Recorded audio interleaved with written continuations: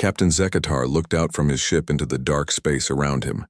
His trade vessel called the Silent Current was floating alone in the empty Kepler 442 system. He was supposed to meet his business partners here 3 days ago.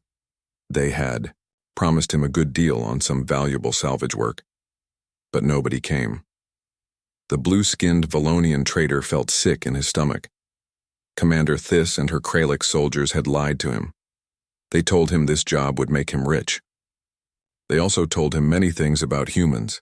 They said humans were weak and stupid. They said humans were like space rats who only picked through garbage. They said humans were not important in the galaxy. Now Zekatar was trapped. His ship was badly damaged. The life support systems were failing. The air was getting thinner every hour. His radio was broken so he could not call for help. The nearest space station was 3 light-years away, too far for his damaged ship to reach. Zekatar sat in his pilot chair and tried not to panic. His 4-chambered heart was beating too fast. He checked his air supply again. Maybe 70 hours left. Maybe less if the heating system stopped working. The cold of space was already creeping into his ship. He had heard stories about people who died alone in space. Some went crazy from fear. Others opened the airlocks to end it quickly. Zekatar did not want to die like that. He was only 43 years old. He had a family waiting for him on Valonia Prime. His mate Kessera and their 3 younglings needed him to come home. The first day was the hardest. Zekatar kept checking his sensors, hoping to see another ship. But space stayed empty and silent. He tried to fix his radio, but the damage was too bad. A power surge had burned out most of the important parts. He did not have the right tools or spare parts to fix it. On the second day, Zekatar started recording messages for his family. He used his personal datapad to make videos. He told them about all the beautiful worlds he had seen. He talked about the different alien races he had met in his travels. He told them he was sorry for being greedy. The promise of easy money had made him trust the wrong people. Zekatar had always been good at reading people. In 20 years of trading, he had only been cheated a few times. But Commander Thys was smart and careful. She had played her part perfectly. She acted like an honest military officer who needed transport for a secret mission. She paid him half the money up front. She even brought official papers that looked real. The Kraliks were known as tough fighters but fair dealers. Zekatar had never heard of them breaking their word before. But these ones were different. They were pirates wearing military uniforms. They had probably killed other traders who trusted them. As the hours passed, Zekatar tried to stay busy. He checked every system on his ship. He organized his cargo hold. He read books on his datapad. But nothing could stop him from thinking about death. The air was definitely getting thinner. He was starting to feel dizzy when he moved around too much. On the morning of the 3rd day, Zekatar made his final recording. He sat in front of his small camera and tried to smile for his family. He told them he loved them. He told them to be strong. He told them to remember the good times they had together. He promised he would try to fix his ship and come home. But he did not really believe it anymore. The Valonian had given up hope of rescue. No ships ever came to this dead system. There was nothing here worth finding, just old space rocks and the cold light of distant stars. Commander Thys had picked this place because nobody would look for them here. It was the perfect spot for murder. Zekatar closed his eyes and tried to remember home. He thought about the purple skies of Valonia Prime. He thought about the crystal cities where his people lived. He thought about the warm pools where his children liked to play. He thought about Kessera's laugh and the way she sang old songs while she worked. Maybe the Kraliks were right about humans being weak. Maybe they were right about everything.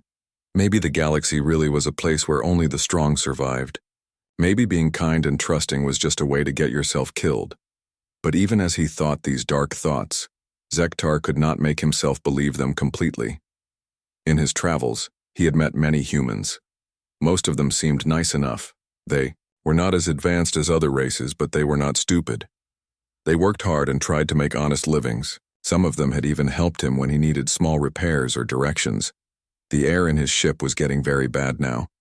Zektar could feel his lungs working harder with each breath. His head was starting to hurt.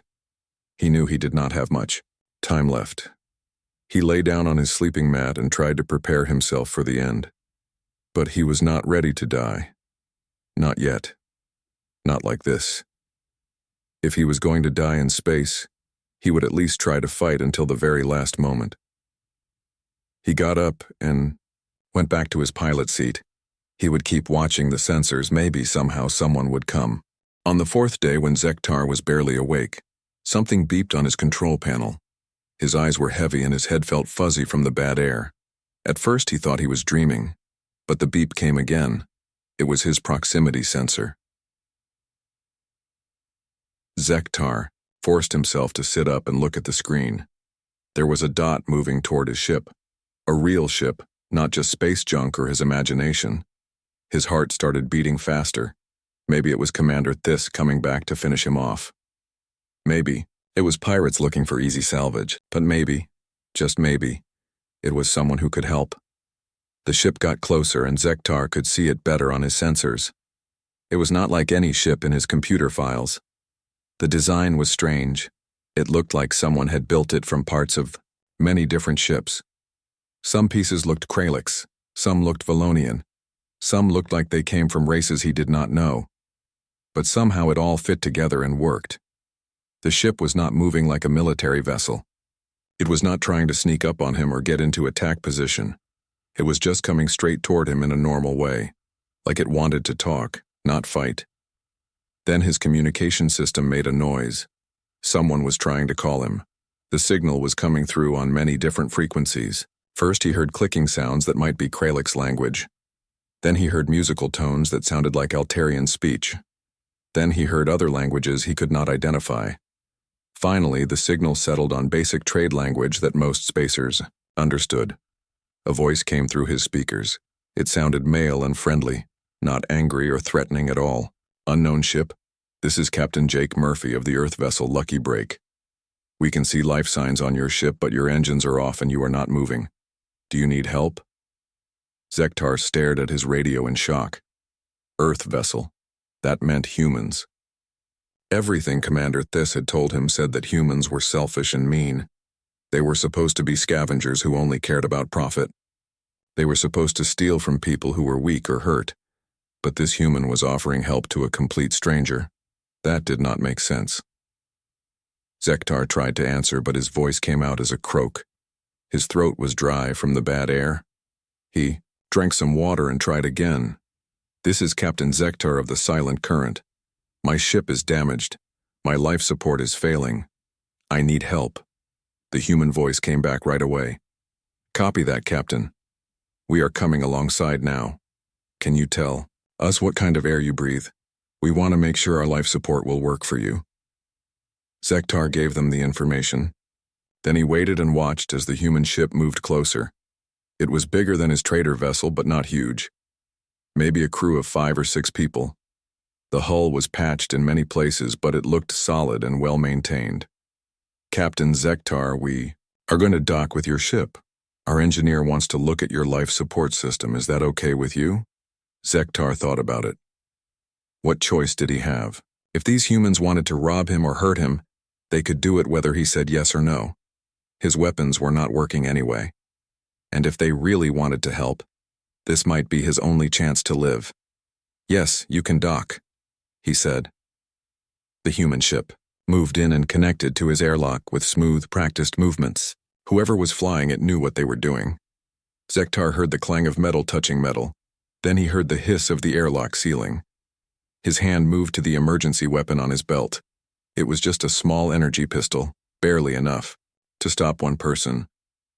But it made him feel a little safer. He had heard too many stories about humans to trust them completely. The inner airlock door opened. A human male stepped through. He was average height for his species, with brown hair and kind eyes. He was wearing a patched but clean spacesuit. His hands were empty and visible. Behind him came a human female. She had red hair tied back and was carrying a toolkit and some kind of medical equipment. She also had some packages that looked like food supplies. Hello there. the male human said. His voice was calm and friendly. I'm Jake Murphy, captain of the Lucky Break. This is Lisa Carter, my engineer. We saw your emergency beacon and thought you might need some help. Zektar stared at them. They looked normal, not threatening or scary, just two people who seemed genuinely concerned about his situation. Are you hurt? Lisa asked. She was looking at her medical scanner. Your life signs look weak but stable. I am not injured, Zektar said slowly.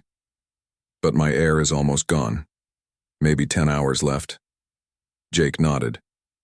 Lisa is really good with life support systems. She can probably fix your problems. Would that be okay? Zektar could not believe what he was hearing. These humans were offering to help a complete stranger from another species. They were not asking for payment. They were not making demands. They just wanted to help. Why? He asked. Why do you want to help me? Jake looked surprised by the question. Because you need help, that's what people do out here. We take care of each other. Lisa was already looking at his life support panel. This is not too bad, she said. Looks like your main processor got fried, but I can work around that. Jake, can you get the spare converter from Storage Bay 3 on to you? Jake said, and headed back toward their ship. Zektar watched them work. These humans were treating him like an old friend who needed a favor. They were not acting like the selfish scavengers Commander Thys had described. They were acting like decent people who cared about other living beings. Lisa Carter worked on Zektar's life support system for 6 hours straight. She did not stop to eat or rest. Her hands moved quickly and carefully as she replaced broken parts and rewired damaged circuits. Jake brought her tools and held lights so she could see better. Sometimes they talked to each other in quick, technical words that Zektar could not understand. But what surprised Zektar most was how they explained everything to him. Lisa showed him what was broken and how she was fixing it. She taught him backup procedures in case something went wrong again. She even improved his system so it would work better than before. This filter here was already old when you got betrayed, Lisa said, pointing to a part in his air recycling unit. I'm replacing it with a better one. Your air will be cleaner now and the system will last longer. You are making my ship better than it was before, Zektar said. How much will this cost me? Lisa looked confused. Cost? Nothing. We're just helping you out. Jake was in Zektar's small kitchen area heating up food from their ship. The smell was strange but good. Hope you don't mind, but I figured you might be hungry. This is human food, but it should be safe for your species. I checked the nutritional database. Zektar accepted the warm meal. It tasted better than anything he had eaten in days. Why are you doing this? Your species gets nothing from helping me. Jake sat down across from him. Because it's the right thing to do. Out here in space, we're all just trying to survive and get home safely. Doesn't matter what planet you come from. When someone needs help, you help them. But Commander Thys told me humans only care about profit. She said you would rob me or leave me to die. Jake's face became serious and angry.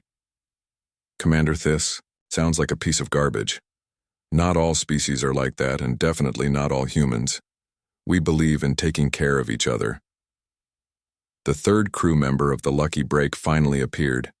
His name was Peter Brooks. He was a quiet man who worked with machines and electronics.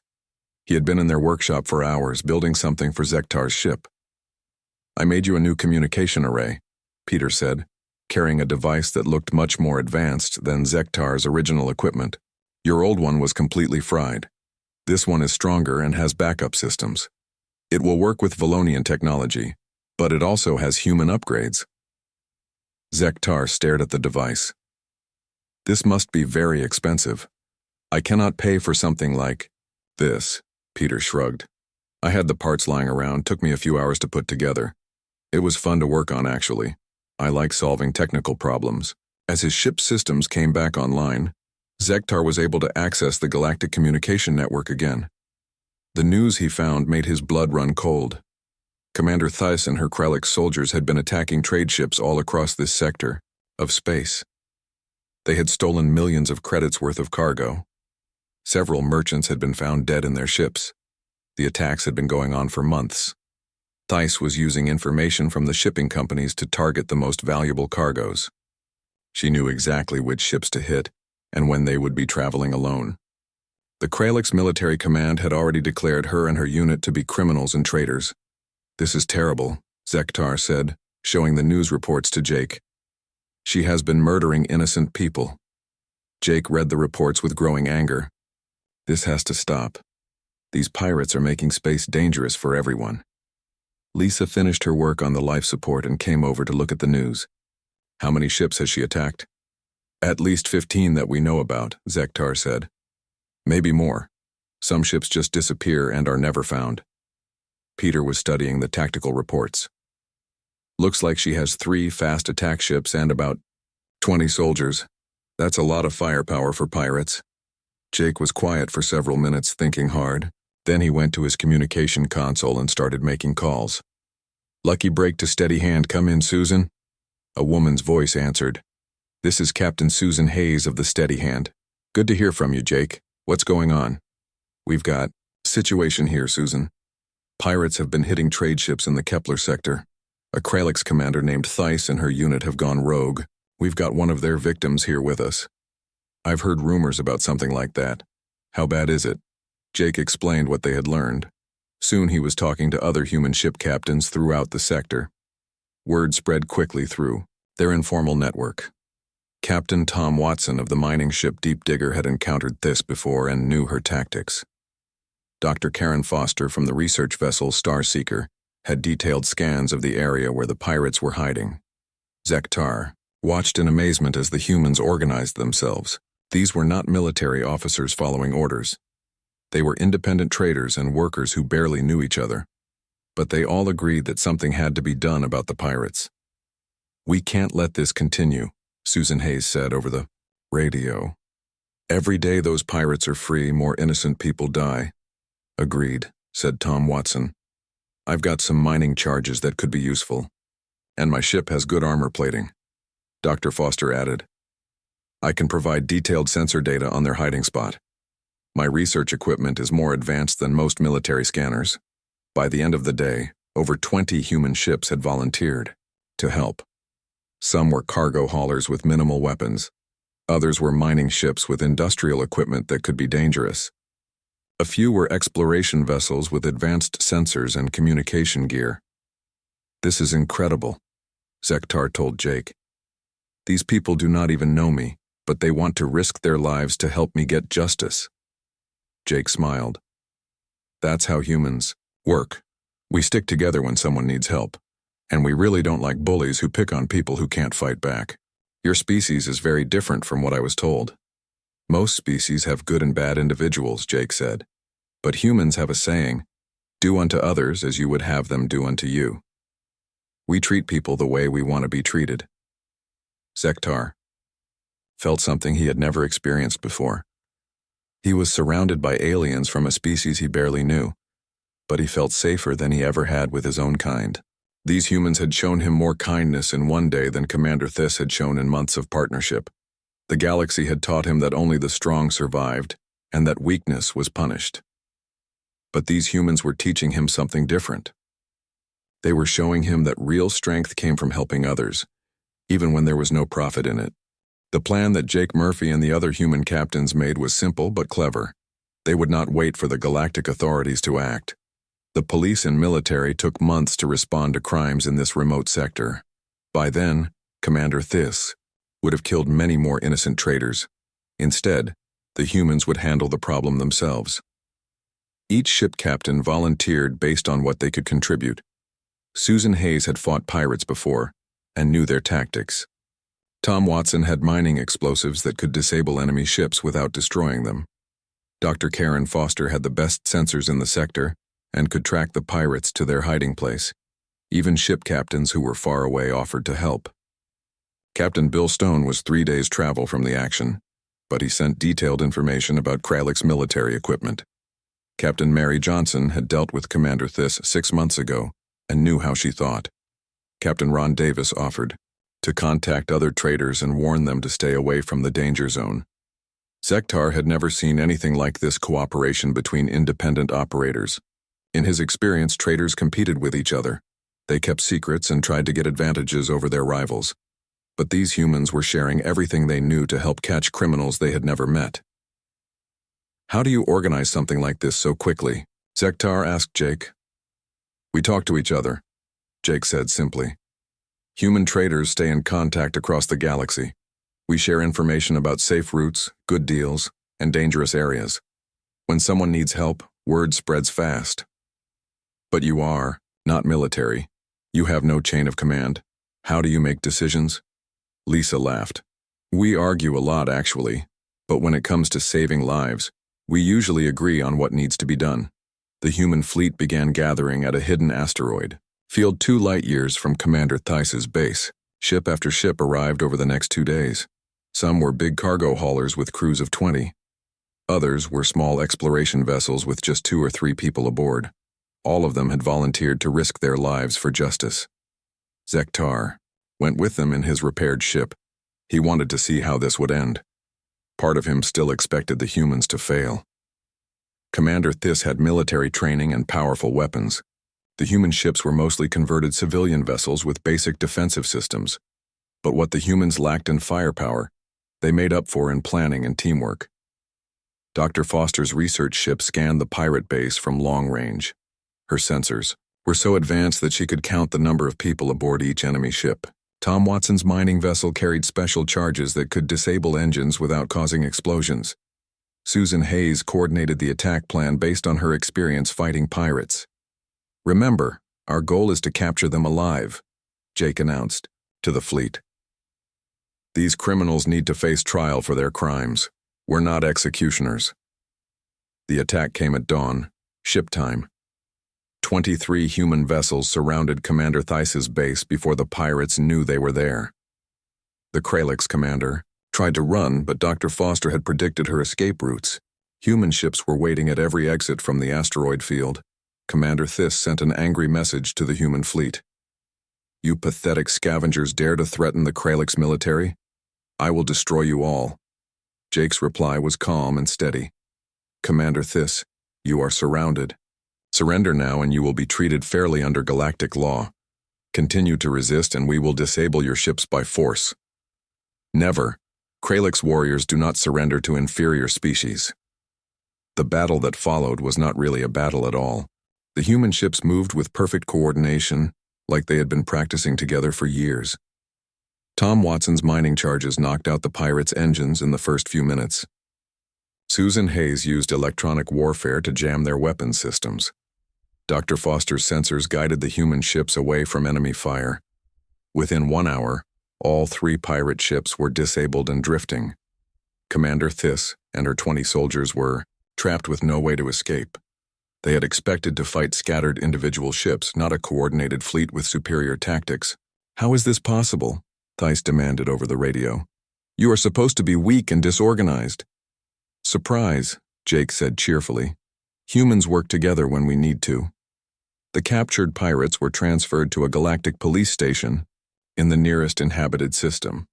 The stolen cargo was returned to its rightful owners or their families. Several other merchant ships that had been reported missing were found hidden in the asteroid base. Most of their crews were still alive, though some had been badly treated. Zektar watched the whole operation with growing amazement. These humans had accomplished in 3 days what the official authorities had failed to do in months. They had captured dangerous criminals, rescued victims, and made the trade routes safe again. And they had done it all without losing a single person. As the human fleet prepared to go their separate ways, Jake visited Zektar one last time aboard the Silent Current. "Your ship is running better than ever," Jake said, checking the new equipment Peter had installed. "Lisa's modifications should keep your life support working for decades, Captain Murphy," Zektar said formally. "I owe you my life. How can I repay this debt?" Jake smiled and shook his head. "No debt, friend, just pass it forward. Next time you meet someone who needs help, remember what we did here. Help them the way we helped you." "I do not understand. You want nothing in return?" "The knowledge that space is a little safer for honest traders is enough payment for me. And maybe next time someone tells lies about humans, you can tell them the truth." As the Lucky Break prepared to leave, Zektar realized that everything Commander Thys had told him about humans was wrong. They were not weak scavengers who only cared about profit. They were strong people who cared about justice and protecting the innocent. They measured their wealth not in credits but in the lives they could save and improve. Zektar began composing his report to the Valonian Trade Council. He would tell them that humanity was a species worth knowing and respecting. He would recommend that Valonia open formal trade relations with Earth. He would make sure that other traders knew they could trust humans to keep their word and help them in times of trouble. But most importantly, he would remember Jake's words about passing it forward. The next time Zektar met a stranded traveler or someone in danger, he would help them the way the humans had helped him. He would show them that there were still good people in the galaxy who cared about doing the right thing. As the human ships disappeared into hyperspace, continuing their own journeys among the stars, Zektar set course for home. He had a story to tell and a lesson to share. The galaxy was about to learn that humanity's greatest strength was not their technology or their weapons, but their willingness to help others, even complete strangers, in the vast darkness of space.